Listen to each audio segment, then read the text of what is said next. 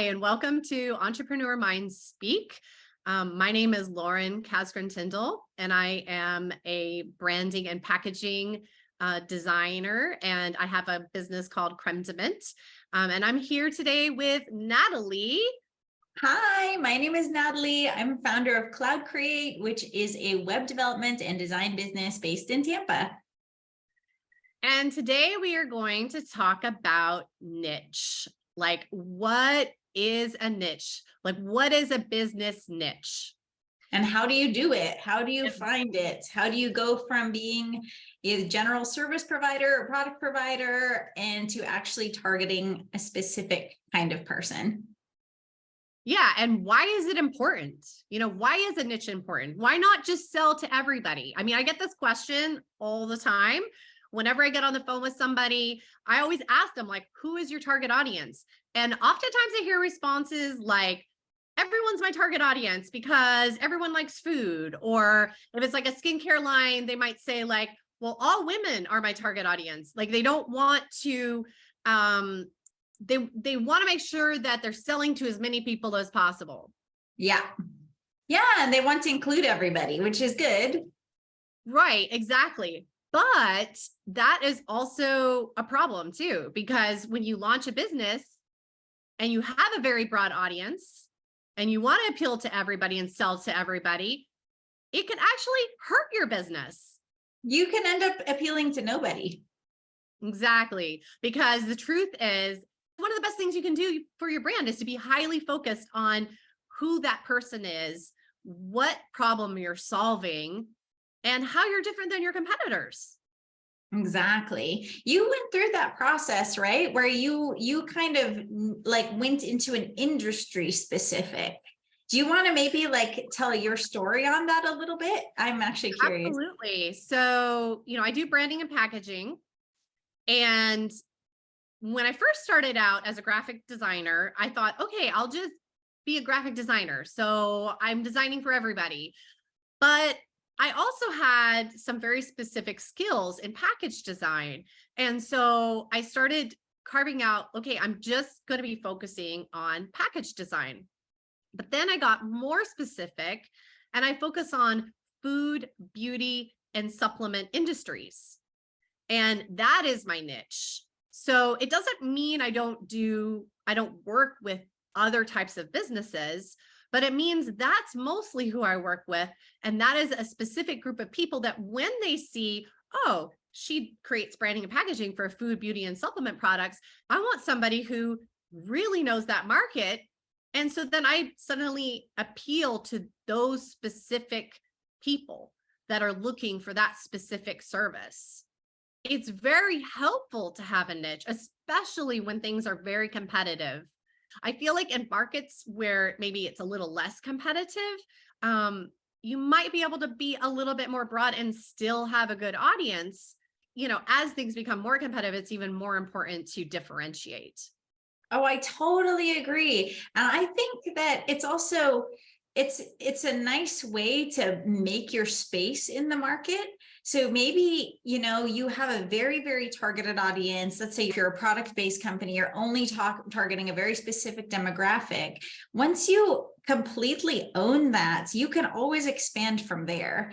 But then you have your dedicated audience, and then you can kind of branch out and start appealing to more people. But I feel like it kind of comes down to really being able to explain your value well. Like, I know for me, when, there's a million web design companies out there, I work with companies that are, they've been around for a while, they already have a product that's doing well, but their business maybe started to slow down or kind of taper off or even stagnates due to the fact that their website is a bit outdated. Like, that's a very specific kind of person and a very specific kind of problem that I love helping people solve. And people that have that exact problem, they're going to be immediately like, oh my God, you're exactly who I'm trying to work with. Doesn't mean that I don't work with other people, but that's definitely a focus that has made it really easy for me to be able to explain what I do to people rather than just being like, oh yeah, I build websites, because there's very many people that build websites. Absolutely. And I think for what you do specifically, Natalie, I feel like there are a lot of pain points that people have when they interact with developers and with web design companies.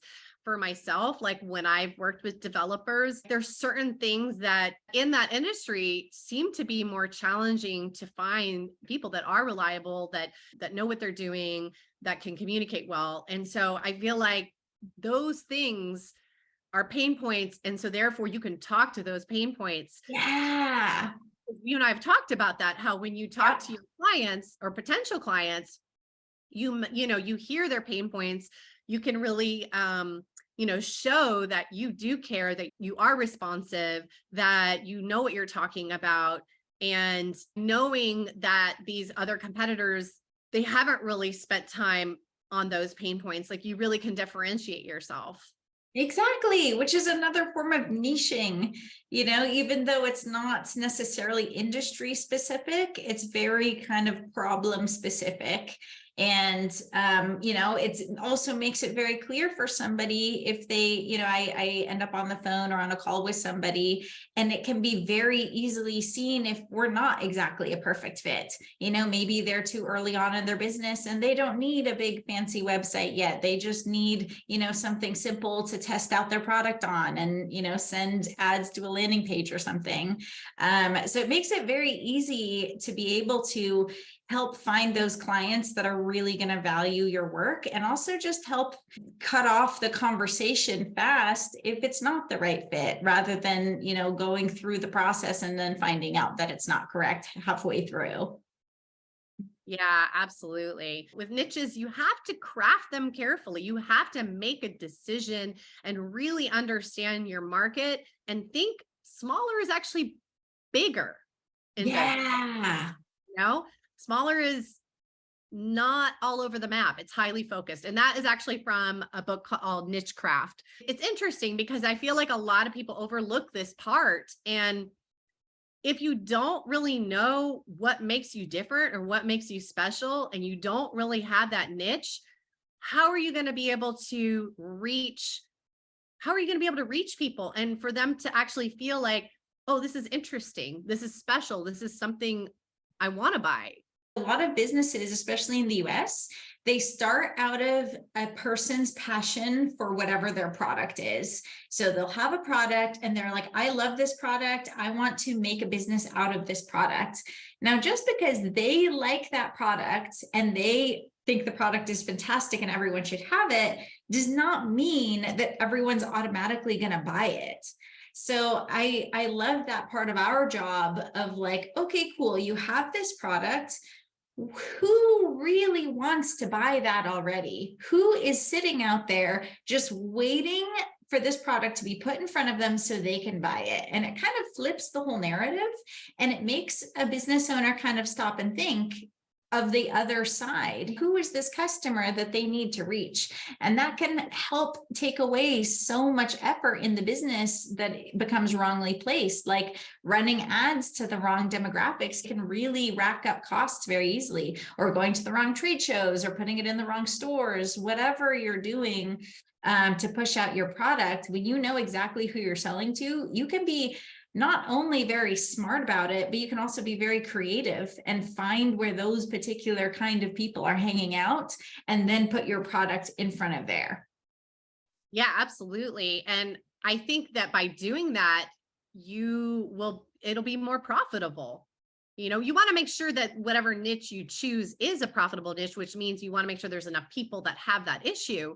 Yeah. But, by doing all of these things that we're saying, by niching down, you won't have to spend as much money to get to those people because you have a very specific group of people. You're not just marketing to everyone. Back in the day, you could run ads and you could pretty much always make money running ads because the ads were cheap and people hadn't been marketed to online yet. So you could catch people's attention with pretty generic messages, just like improve your life, that already might get some traction.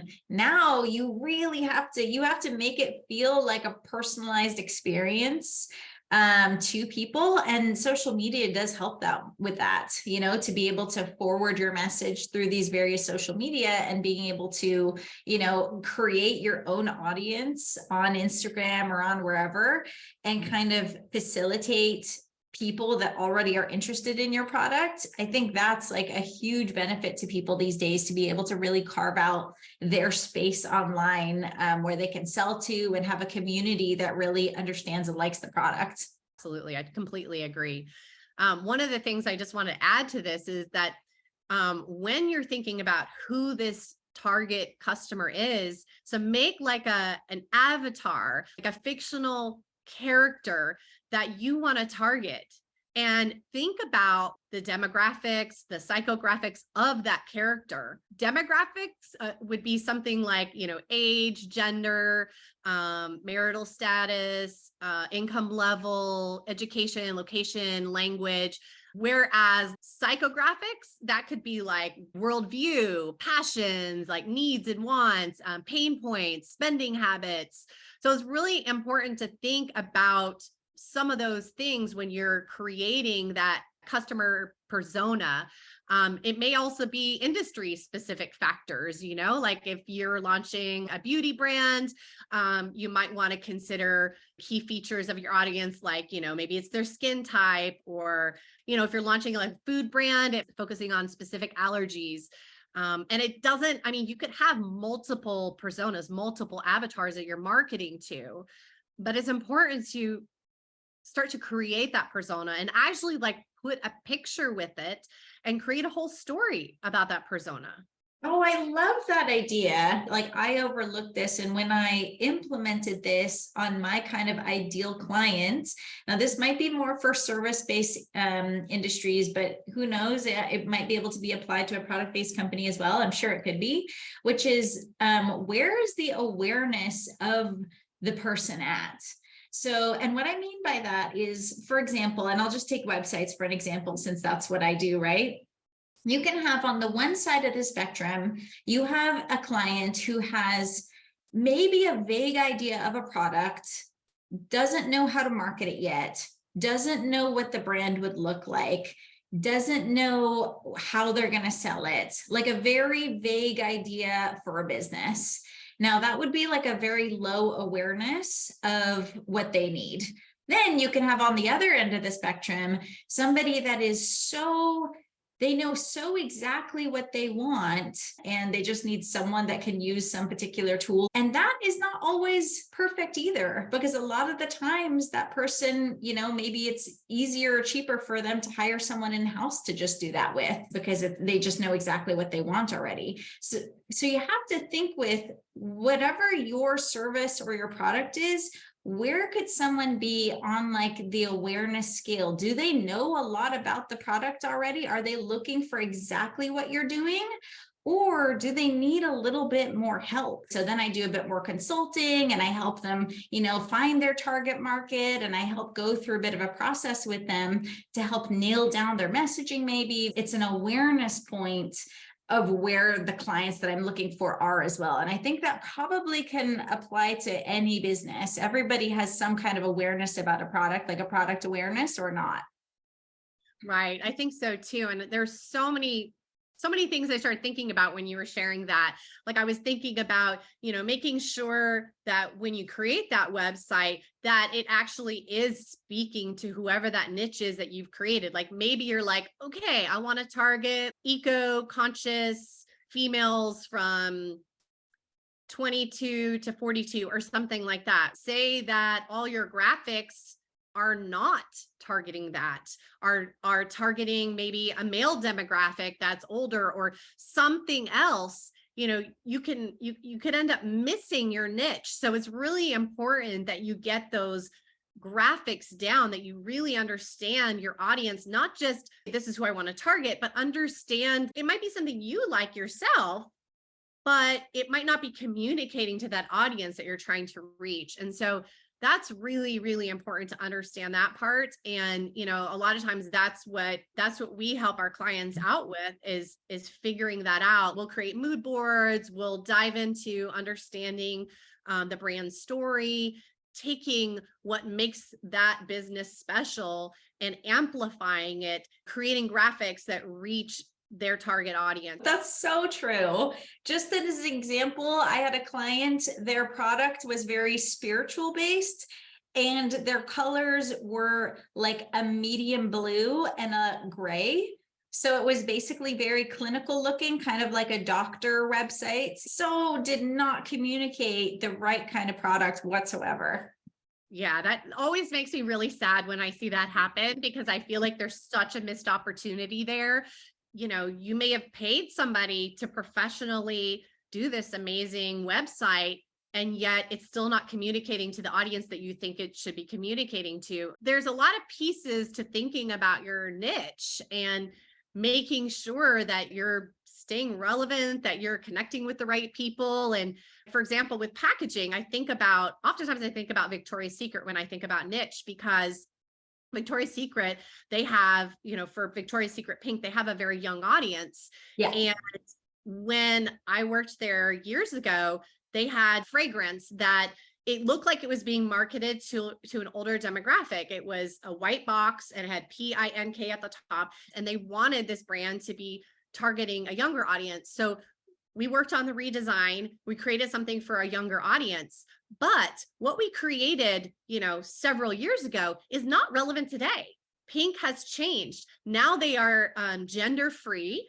They're focusing on the things that are important to their niche now. They're still trying to reach this specific demographic, but what's important to that demographic has changed. Your niche, it can stay the same niche, but still evolve over time. So maybe something that you had a product design for years ago isn't relevant to today's same target demographic, target audience. And so you have to think about that and continue to evolve your brand. Because if you have a continuous communication with your clients, you're going to know their buttons. You're going to know what it is that they want from you. You will find out. They will give you feedback. And whether you get that from one-on-one phone calls, or you get that through, social media interactions, or even surveys, like there's so many ways to get information.